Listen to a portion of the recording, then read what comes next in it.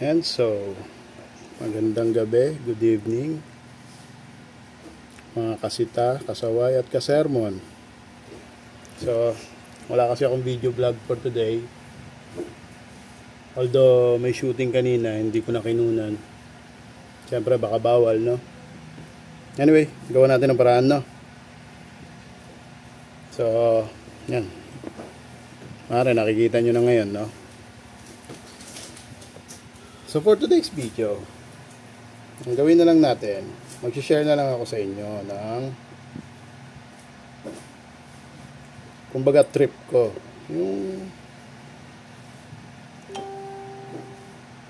Yung pagiging preppy or survivalist.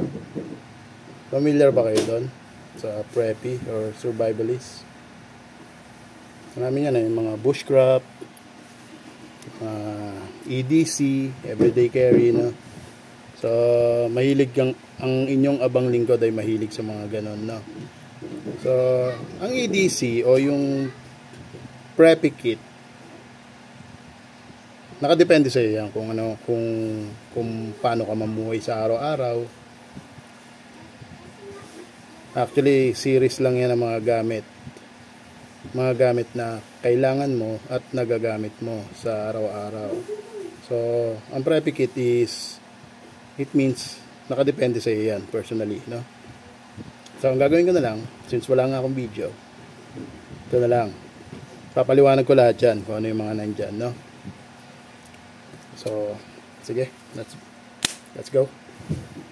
First things first na importante dyan sa ating EDC or preppy kit. Sino makakahula? Meron ba? Meron makakahula? Ano ang pinaka-importante dyan? Kumbaga, first on the list. Yes, correct. The flashlight, no? So, ito yung flashlight.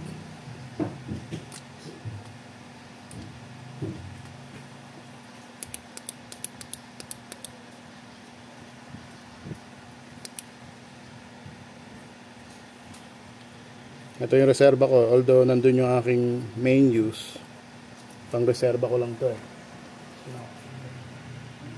Mamaya na nagawa pa ako video. Ito yung reserva ko, yung main use ko hindi ko na binunot dun para hindi ko na magulo pa yung aking belt, no? So itong reserva, ganito rin naman function yon.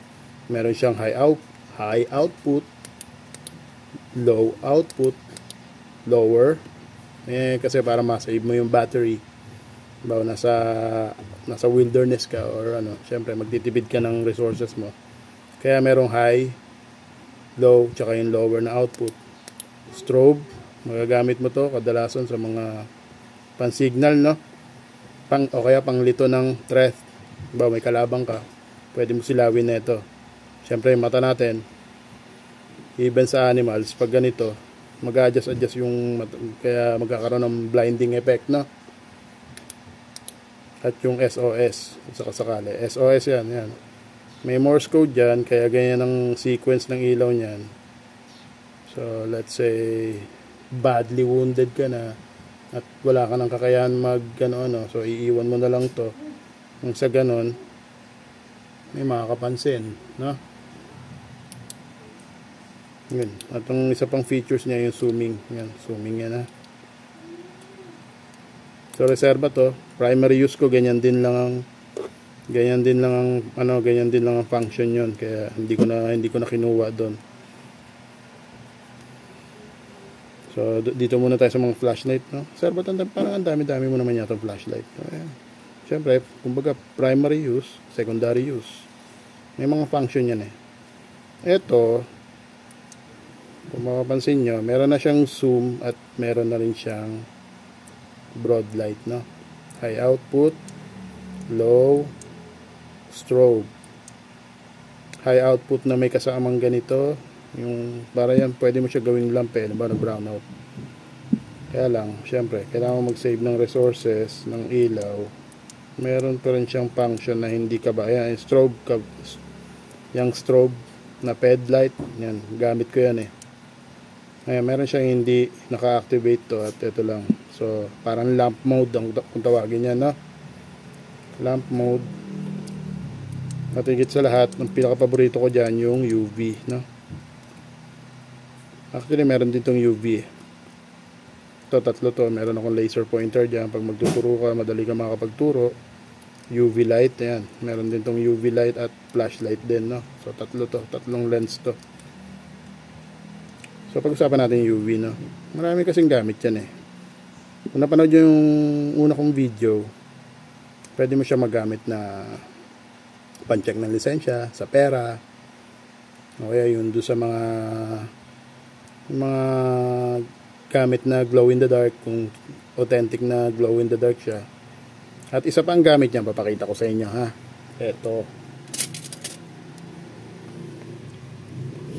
Ito sa UV resin, no?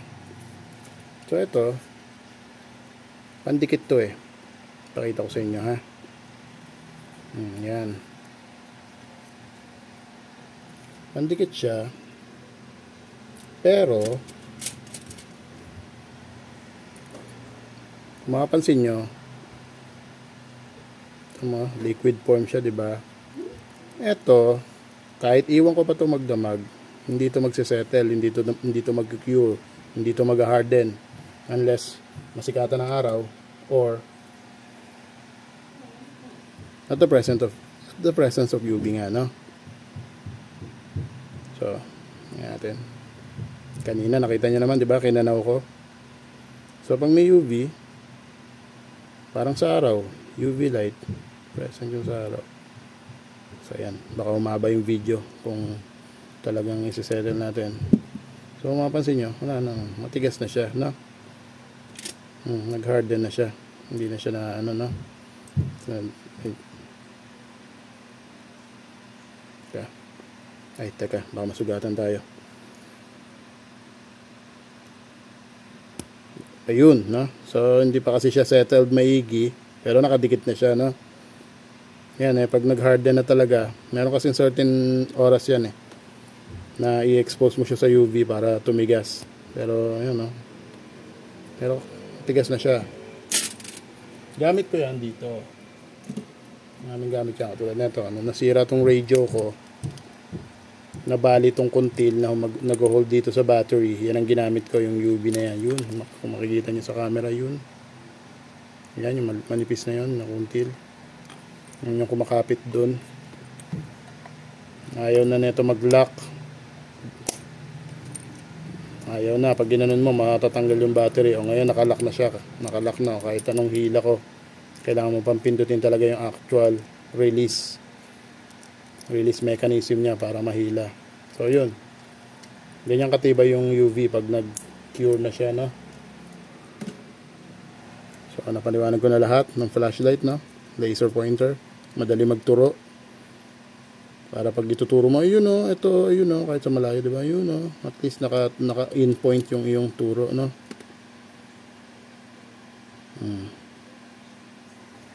So that's all about flashlight, no? Next up, ano sunod na item? Sunurin na lang natin, no? Para susunod na item, multi-tool, no? So, kailangan natin ng multi-tool. So, meron siyang wood saw, lagare, no? Lagare. At file. Hindi ko alam kung kasi sabi sa akin parang bawal yata magpakita ng edge, pointed edge, no? Baka ma-restrict tayo. Ito, file. Okay lang to. Kikil lang yan. Pag meron kang kikinisin or ipapantay, pwede yan. So, sa loob niyan meron tayong flyer, no? Long nose pliers, cutter, no? Can opener, screw na papalitan yung bit, nagiging flat, nagiging Phillips. So maganda yung design niya, pa-flat siya. Sa kabila yan, flat screw yun siya. Flat screw, pero pwede mo siya gawing pry bar, pero I suggest wag yung gawing ply bar, no? Flat screw lang. By the way, ang multi-tool hindi naman siya yung talagang hard, kailangan gamitin mo pa rin siya ng tama para hindi siya nasisira, no? At Meron siyang gunting. Although may gunting tayo doon, mamaya papakita ko. Ito kasi, syempre maliit lang to. Ang maliit na use lang to, no? Hindi mo siya pwede asahan sa lahat ng bagay. Pang immediate use lang, no? So, multi-tool. Leatherman Wave, by the way, no? Sayang yun na wala akong ganito eh. Ang gandang klase yun, yun yung una pa. Yung hindi pa napapalitan yung kanyang carbide cutter. Next up is my Leatherman shear, no? Raptor Rescue. So heavy duty na gunting to, trauma shears na rin siya, pang medical use, no? Halimbawa, mahilig ako sa ano eh, yung parang rescue ba. So oxygen tank wrench. Meron din ditong ring cutter. Yun, nilagay mo doon pag yung may na-stock na rin, pwede mong makat yung ring. At yung kanyang belt or strap cutter. Pwede rin pang box opener. Kasi pag yung, let's say nag-jam na yung seat belt, pwede putulin. Hindi naman kasi pwede yung knife, baka mahiwa mo yung person na i-rescue mo, no? And the carbide, no? Carbide glass breaker. So ano ba, meron na i-stock doon, may nahimatay doon sa kotse, hindi na mabuksan, no? Mare-rescue natin pag nabasagin yung salamin, kung wala na talagang choice. Meron din yung tactical pen ko niyan, carbide, no? Tactical pen, aluminum made, no? Pwede mo na rin siyang weapon. And also, yun, ang pinaka-essential din, knife, cutting tool, no? Panghiwa, panggayat. Hindi porket may knife eh mananakit or mananaksak, no? Minsan ito rin ang gusto kong ma-raise dito sa atin sa awareness eh. Pag ano minsan may dala kang knife, bawal yan sa mga ganyan. Well, no, para sa akin depende, no? Hindi naman lahat ganun ang intention, no? So ang aking secondary knife, backup, syempre ganun ang style ko eh. Meron akong primary use, meron akong backup in case na, syempre kailangan merong backup, no, para reserva. Ito, pwede mo rin siyang gamiting screw, bottle opener, at knife din siya, no? Another essential is the whistle, no? So nakakabit to doon sa aking alcohol sprayer. Essential to dati nung nasa panahon tayo ng pandemic, no? Magnifying glass, of course. Pag meron kong gigilitisin, pwede rin yung pag yung start of fire, no? Medyo nag boy scout kayo, nabutan nyo, no? Sunod, comb. Hindi naman big deal, no? Siyempre, may dala akong suklay, tsaka to yung ito pinaka-paborito ko rin eh, pangkamot sa likod, no? Pag makati yung likod mo. At minodified ko na to. Meron tong secret na ito. So let's say meron na ano doon, like susi, pwede ko damputin.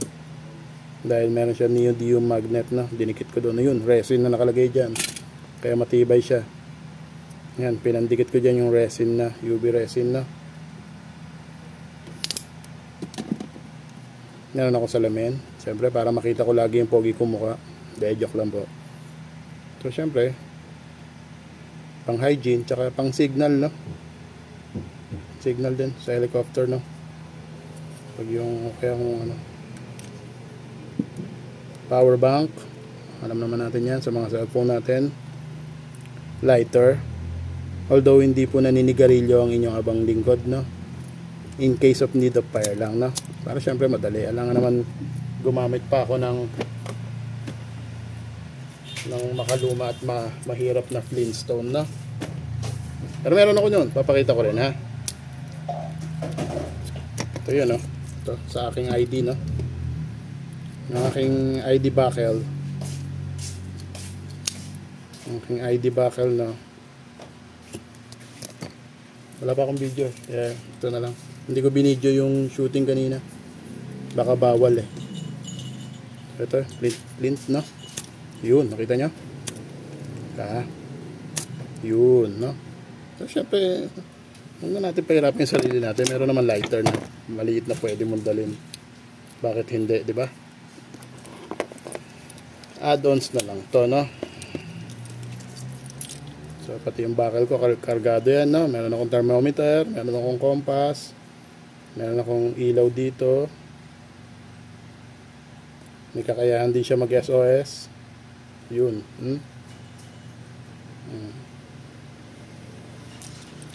May whistle na. Sana pa ba? Ito pa importante sa akin. Kasi baka minsan biglang nagkakaroon ng soft drinks. Kadalasan niya soft drinks, walang baso. Puro soft drinks na. Baso po siya, no? Collapsible. Sa lahat yung gamit ko, collective, no? Collective na kung saan yung magagamit ko, no? So, ang gagawin nyo, ipipix nyo lang siyang ganoon. So, baso na po siya, no? Pwede na tayo humingi ng inumin. Collapsible. Useful yun sa akin, no? Sana pa hindi ko pa napapaliwanag. Suklay, no big deal, no? Suklay. Siyempre. At etong aking kit. Assorted kit kung tawagin ko, no? So, meron ako dyang wick. Baka biglang kailangan may talian. Wipes. So, marami yan, no? USB. Hindi po. Joke lang, hindi to USB. Ano to eh? Ay, napakita ko na nga pala. Last video ko, no? Pang-tester ng remote, no? So, yung mga adapter na ganito, kailangan natin nito. So, Type-C to USB. Tapos, USB to Type-C, no? Meron tayong mga screw dyan, tsaka pang-ayos ng meron akong twister. So, anything na pwede kong dalhin na kasya sa aking belt, nilalagay ko.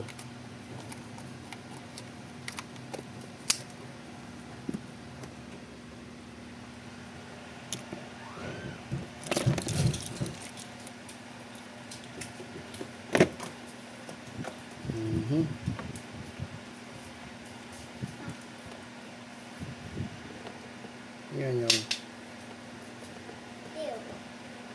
sige, yan lang.